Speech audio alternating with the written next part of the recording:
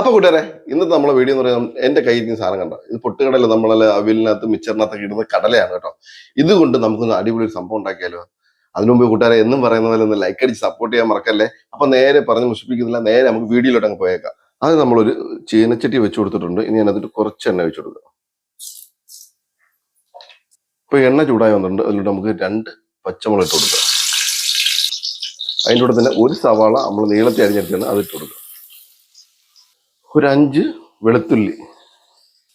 എന്നിട്ട് നമുക്ക് അടുത്തിടേണ്ടതെന്ന് പറഞ്ഞാൽ ചെറിയ കഷ്ണം പുളിയാണ്. അതിൻ്റെ കൂടെ തന്നെ കുറച്ച് കരിയാപ്പില വഴറ്റ.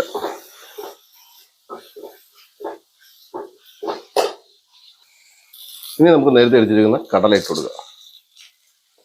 അതും കൂടി ഇട്ട് നമുക്ക് നല്ലോണം ഇനി നമുക്കിത് എടുത്ത് ഒന്ന് മാറ്റാം. അടുത്ത് നമ്മളൊരു മിക്സിയുടെ ജാർ എടുത്തിട്ടുണ്ട്. നമ്മൾ നേരത്തെ റോസ്റ്റ് ചെയ്ത് വെച്ചിരുന്ന കടലയും സവാള എല്ലാം കൂടെ നമുക്ക് ഇതിനകത്ത് ഇട്ട് കൊടുക്കും.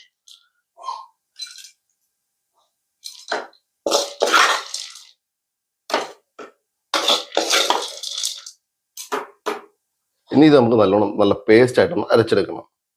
അപ്പൊ നമ്മൾ നല്ല പേസ്റ്റ് ആയിട്ട് നമ്മൾ അരച്ചെടുത്തിട്ടുണ്ട്. ഇനി അടുത്ത പരിപാടി വീണ്ടും ഒരു ചീനച്ചട്ടി വെച്ചിട്ടുണ്ട്. അത് കുറച്ച് എണ്ണ ഒഴിച്ചു കൊടുക്കുക. എണ്ണ ചൂടായി വരുമ്പോൾ നമുക്ക് കടുക് ഇട്ട് കൊടുക്കുക. ഇനി 2 വറ്റൽമുളക് 4 കയറി, കുറച്ച് കരിവേപ്പില.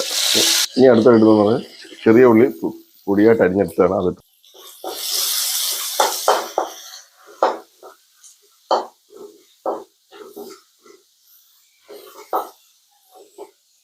ഇനി നമുക്ക് ഇതിനകത്തോട്ട് നേരത്തെ നമ്മൾ അരച്ച് വെച്ചേക്കുന്ന നമ്മളുടെ പേസ്റ്റ് ഇട്ട് കൊടുക്കാം. ഇനി നമ്മൾ ജാറൊന്ന് കഴുകി കുറച്ച് വെള്ളം മാത്രം എല്ലാം മിക്സ്.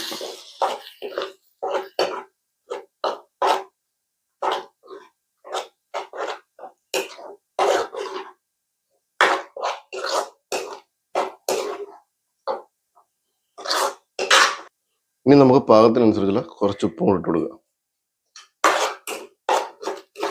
ഈ സമയത്ത് നമ്മൾ തീ എപ്പോഴും ഓഫ് ചെയ്ത് വെച്ചിരിക്കുകയാണ്. സമയത്ത് നമുക്ക് ചൂടിന്റെ ആവശ്യമില്ല. ഈ ചട്ടിയിലുള്ള ചൂട് മാത്രം മതി നമുക്ക്. ഇതാണ് കൂട്ടുകാരെ നമ്മളെ തമിഴ്നാട്ടിലൊക്കെ ഏറ്റവും കൂടുതൽ ഭയങ്കരമായിട്ടുള്ള നമ്മളെ ചട്നി. തേങ്ങയില്ലാത്ത ചട്നിയാണ് നമ്മൾ തയ്യാറാക്കി എടുത്തിരിക്കുന്നത്. അപ്പൊ നമ്മൾ ഇന്ന് തയ്യാറാക്കിയ സംഭവം നമുക്ക് തേങ്ങയുടെ ആവശ്യമില്ല. നമുക്ക് ചട്നി തയ്യാറാക്കണമെങ്കിൽ ഇങ്ങനെ ചെയ്ത് എടുത്തു കഴിഞ്ഞാൽ അടിപൊളി ടേസ്റ്റ് ആണ്.